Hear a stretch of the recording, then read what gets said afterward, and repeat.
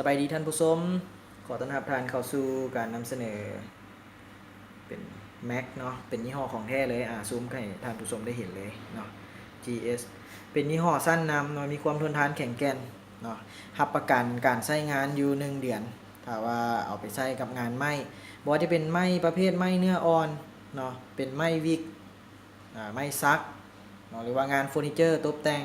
หรือว่าจะไปเฮ็ดเป็นงานบล็อกสกรีนหรือว่าจะไปเฮ็ดเป็นงาน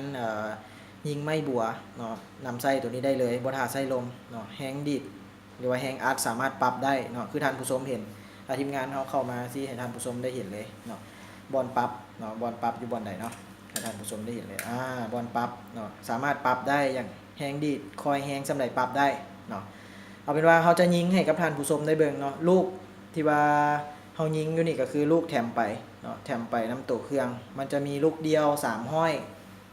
แล้วก็มีลูกตัวยู่เป็น3ห้อยลูกแล้วก็มีลูกคู4ห้อยลูกเนาะใส่เหลือเฟือกันเลยยิงให้กับท่านผู้ชมได้เห็นเลยต้องใส่แฮงคุมลงหน่อยนึงเนาะยกขึ้นมาเรียบเลยเนาะยิงอีกบัดนึงต่อไปถ้าเป็นไม้ตัวนี้ไม้ตีแบบเนาะยิงเรียบเลยเดี๋ยวจะหน่อยเขาจะจับกล้องเข้าไปถ่ายให้ท่านผู้ชมได้เห็นใกล้ๆเนาะแล้วก็มีลูกที่ขายเพิ่มเนาะที่เอามาจำหน่ายเพิ่มเป็นกล้องสีเขียวจับให้ท่านผู้ชมเห็นเลยเนาะพลิกอีกด้านหนึ่งเนาะได้มาตรฐานเนาะได้มาตรฐานโอเคได้มาตรฐานของ ISO 9001:2000เนาะถือว่าลูกแข็งแกร่งเราต้องใส่ลูกรุ่นดีไปรดเนาะเพื่อคุณภาพของงานเขาออกมาจะได้ดีๆไปน้ำกันเนาะมีจำนวน1,000 กว่าลูกเนาะ1,000 กว่าลูกอยู่ในกราฟเดียวกันราคาบ่แพงเนาะท่านผู้ชม